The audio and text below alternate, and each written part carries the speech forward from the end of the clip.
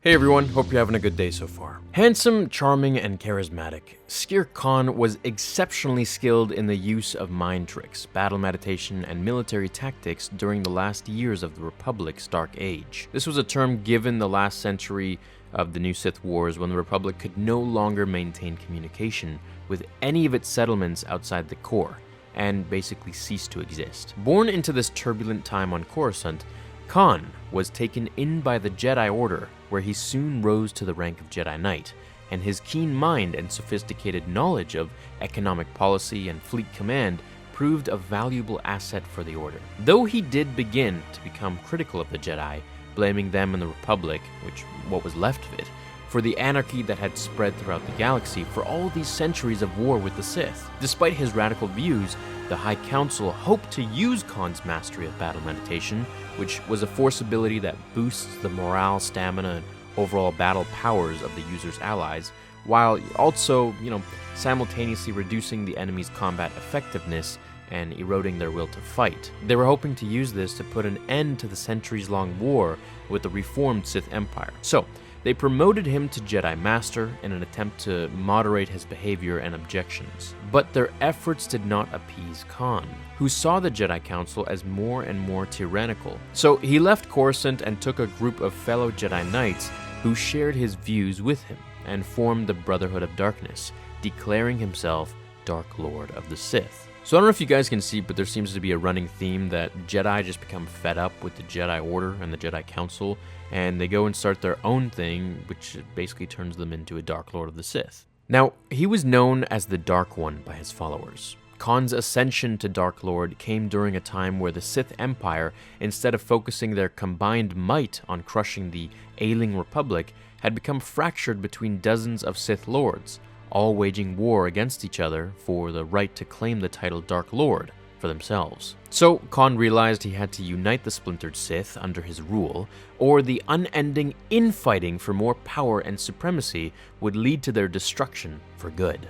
He eliminated any who refused to join him, and once he was able to recruit two powerful Sith warlords, more followers soon joined up with Khan's Brotherhood. Completely blind to the threat that Khan was becoming, as he amassed more power, the Jedi High Council actually sent their congratulations to him for the killing of several key Sith warlords who had stood in his way, as he was reorganizing the Sith into his Brotherhood. Only the Jedi Lord Hoth, there was a brief period where a select few very powerful Jedi held the title of Lord, understood what Khan had become, and so he too left Coruscant to gather forces of his own to fight the menace Khan had become. Khan's philosophy was unique among the Sith. He had seen how the dark side users would eventually challenge each other for the self-proclaimed title Dark Lord. This caused an endless cycle of destruction that threatened undoing the ongoing war effort. So, in an attempt to try to break that pattern, Khan declared that all are equal in the Brotherhood of Darkness. Khan ruled with the idea of cooperation and equality among the Sith Lords, and therefore named all of the members of the Brotherhood Dark Lord of the Sith. Though, to prevent the past from repeating itself, Khan forbade any of his Sith Lords from taking the title Darth, because that particular honoree, in Khan's view, had always been responsible for all the infighting and jealous destruction within their ranks, and thus, there were no Darths in the Brotherhood. Well, except for one. But he showed up towards the end of the war. In fact, he was responsible for ending it, actually. So his name, which a lot of you might know, was Darth Bane, but that comes a little bit later in today's video. Under Khan's banner, the Brotherhood of Darkness struck back at the Republic and Jedi. However, Lord Hoth gathered the Jedi Grand Council, not to be confused with the High Council, as it was not an official governing body, but instead existed outside the jurisdiction of the Jedi. Composed of a collection of those group of Jedi who had taken up the title of Lord, the Grand Council made decisions on their behalf and helped safeguard the territories under the Jedi Lord's protection. With the Jedi Grand Council, Hoth was able to form the Army of Light, a military force made up of those Jedi Knights, Jedi Lords, and loyal Republic troops, tired of the government's ineffectual leadership. Once established, Hoth led his new army against Khan in a decade-long bloody and destructive war, that saw massive casualties on both sides. At the start of the war, Khan's brilliant strategies provided the Sith with victory after victory. He even took back the old homeworld of the Sith, Korriban, and reopened a Sith academy for his instructors to train new Sith recruits. However, Khan's charisma and ability to control weak-willed beings, along with his military tactics, kept the Brotherhood strong. His hold on his authority was fragile, but the Sith remained united, as long as Khan kept providing the victories. After successfully conquering planet after planet, including Kashyyyk, Khan put his sights next on the planet Ruusan, a world near Kashyyyk mostly insignificant. However, Lord Hoth's Army of Light had arrived on Ruusan to confront and wipe out the Brotherhood for good. Though outnumbered in sheer manpower by the Army of the Light, Khan was still certain of victory, regardless, for the Jedi had spread themselves thin in their attempts at protecting the native population of Ruusan. Plus, the defection of a Jedi named Githany, who would almost become the first Sith apprentice in Bane's Rule of Two, provided the Sith with vital intel on Hoth's battle plans and strategies. So, with those elements in his favor and confident of victory, Khan sent for reinforcements, regardless of the high numbers of casualties the Brotherhood was suffering. But despite Khan's own certainties, the tide of the war was steadily turning in the Republic's favor. They had recently reclaimed territory previously under the Brotherhood's control, including a group of mining systems in the Inner Rim. So, though most of his followers remained loyal, a few of the more prominent Dark Lords, most notably Bane, who at this stage of the war had joined the Sith, within the Brotherhood were starting to express doubts with Khan's leadership. Darth Bane in particular was disgusted with how Khan was going about handling the war. He thought the leader of the Brotherhood was not using the dark side of the Force how he should be using it, because Khan was too busy thinking too much like a, and I quote, dirt general and not a Sith Lord. Of course, Khan had a different point of view on the matter. He saw Bane as a threat to his leadership. Not only was his Darth title in direct violation of his orders, but Bane was ready to challenge him. So, Khan decided that Bane needed to be eliminated, and first sent the Sith Academy's top sword master and one of Bane's former masters to deal with the defiant Sith Lord. When Bane survived that confrontation, Khan sent the turncoat former Jedi Githany, who had a romantic relationship with Bane, to poison him, but he survived the second attempt too.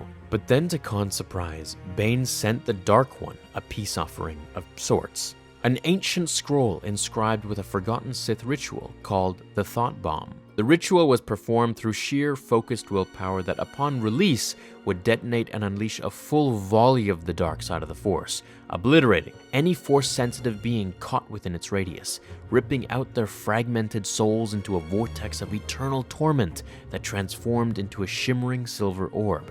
Yeah, this is some super intense and weird Sith weapon. Khan accepted Bane's gift, and he, as well as the other members of the Brotherhood, meditated and focused their dark energy, and as one, with their combined power, attacked the Jedi and their army of light through the Force, which proved to be a devastating blow to Lord Hoth's forces, leaving victory within the Sith's grasp. Sensing Jedi defeat was imminent, and feeling impatient and overconfident, the other Sith Lords broke the meditation circle and took the fight to the field to finish off the survivors. However, the Jedi were not as weak as the Sith had hoped, in part due to Darth Bane's machinations. He had signaled the Sith armada in orbit of Ruusan to break formation and attack the opposing Republic fleet. This would keep the Sith fleet busy, allowing the Jedi to send in for reinforcements and stage a counterattack against Khan. Most of the Sith Masters died in the ensuing battle until Khan took his remaining forces into a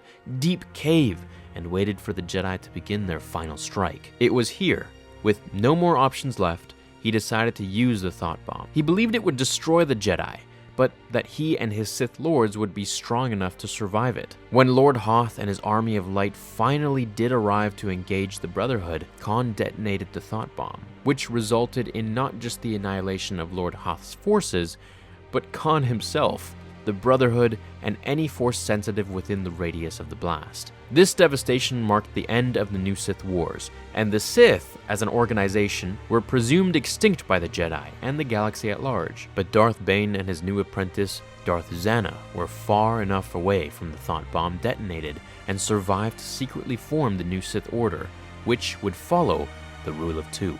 Though all the Jedi and Sith alike who had been in the radius of the blast now had their essence trapped within the thought bomb vortex for all of time, somehow Khan's consciousness was able to escape and communicate with Bane and guide his former rival to a Sith holocron that had once belonged to Freedon Nod. Nod's holocron contained knowledge that would help Bane restore the Sith Order, but it was also a trick to expose the now only Dark Lord in existence to parasitic creatures known as Obelisks. These parasitic creatures would attach themselves to the skin of their hosts, causing the wearer great pain as they fed and multiplied, growing all over the body until they eventually enveloped and suffocated their victim. Their hard shells did provide protection, however. In fact, Obelisk armor's durability was so tough that even lightsabers had a hard time from penetrating them.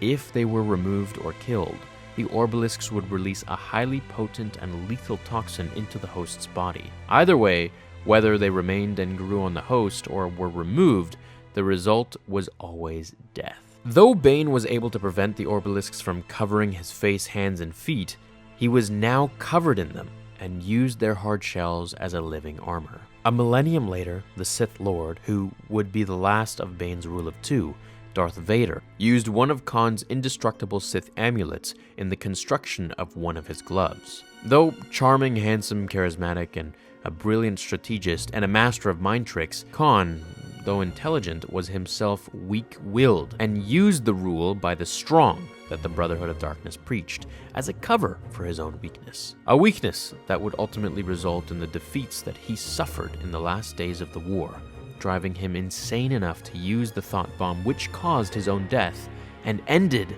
the Sith Order that he commanded for good. I hope you guys enjoyed this Legends video. Let me know what you want me to cover next. Please leave a like on it if you did enjoy it. And let me know what you think of Vader using one of Khan's indestructible Sith amulets in the construction of one of his gloves. Have an awesome rest of your day, and I'll see you in the next one. Until then, remember, the Force will be with you, always. Now, fulfill your destiny.